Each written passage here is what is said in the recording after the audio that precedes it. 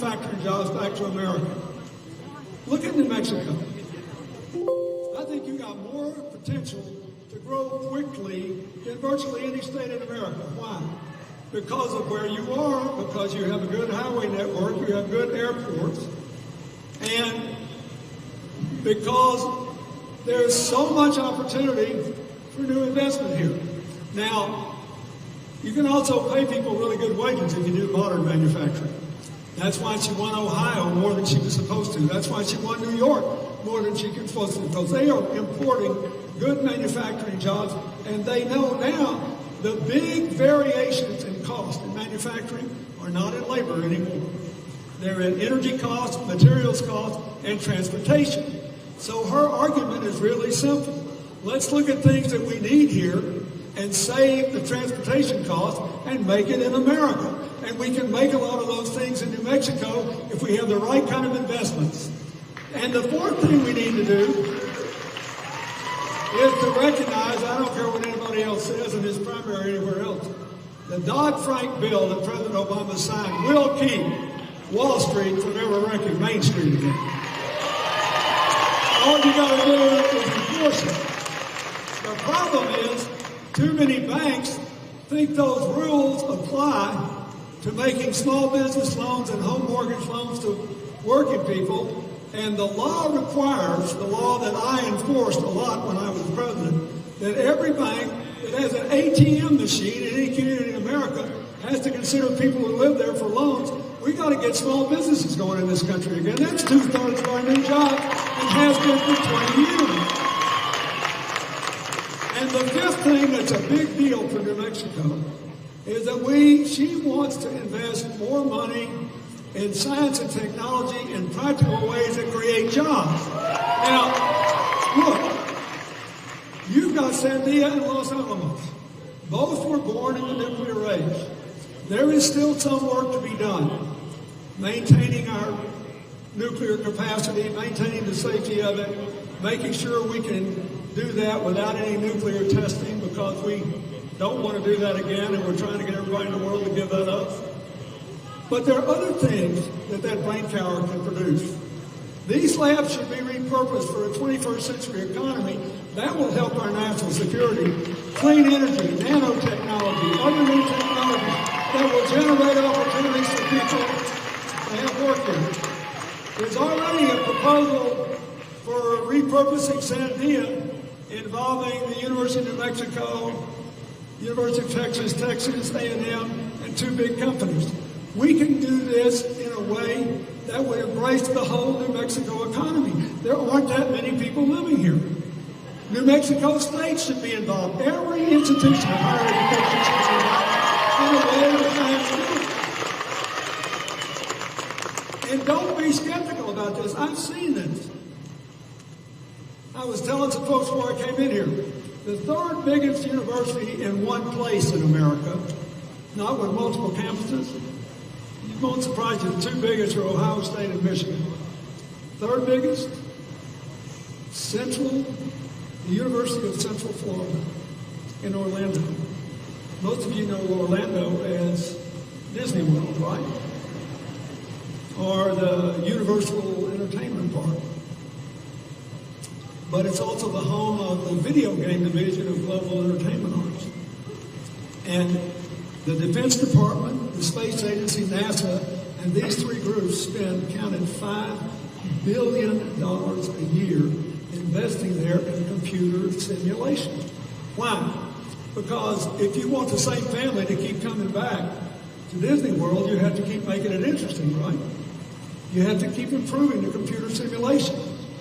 And because it's a lot cheaper to teach somebody to go up in a spaceship, fly a jet airplane, or drive a tank on a simulator than the real deal. It's also a lot safer. So they need constant improvements. So the University of Central Florida said, I think we'll be the best in the world at that. And let me just tell you, there is a law that's been on the books since 1980 that says if a university in New Mexico gets any money from the federal government for research, if they come up with any idea that has commercial value, they can sell it, or they can take a piece of a new company, they can do whatever. But if they make money, they can keep all the money as long as they reinvest it in the community and in the university to educate more people and generate more economic opportunity. There are now 100 computer simulation companies in Orlando. It is no longer just Disney World, it's the computer simulation capital of the universe. Why? Because they use their university to match their potential to generate opportunity for young people and not so young people. You can do this everywhere. Look at New Mexico. Go home and take out a map of your state. Look at it. Where are the people? And look at where all the Native Americans live. Why aren't they all making a killing, having free electricity with their own solar panels and selling solar and wind energy to everybody else and diversifying their economy? If they had affordable broadband, they could. And this is the thing. So, first, she got the best ideas. Secondly, she knows you can't activate those ideas unless everybody can participate. Which first means you have to make college affordable in the debt management. And she's got a plan for free community college tuition, free tuition at public colleges and other small private colleges for everybody who needs it, and debt-free graduation for everybody. That's better. And it's better than, I believe, with all respect, her opponent's proposal for free tuition in all public schools, because that requires the states to match a third of it, and I don't think most states can afford to match. This you can do just with the federal budget. Then to repay the debt, how many people know of somebody with college debt here? Look around.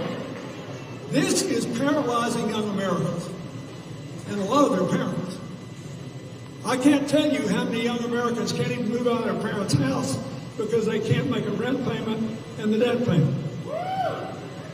I can't tell you how many young Americans might like to start their own small business and couldn't possibly get a loan from the bank because their credit's underwater because of the debt payment. So here's what she proposes. She wants to give everybody in America two options. The average college debt is $26,000. But for people that graduate from medical school, their average is about $200. The highest I've heard of is $400, where a person got punished for continually, after graduating from medical school, doing public service-related health care, so the doctor could never earn enough money to keep the debt payments going. And the interest rates kept going up. So she wants to give everybody two options.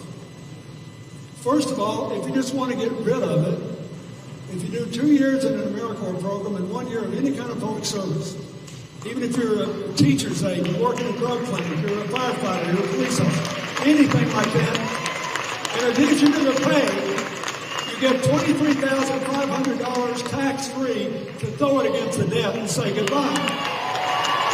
Now, if you cannot do that, or you don't want to do it, she would give everybody another option: to treat your college loan like a home mortgage.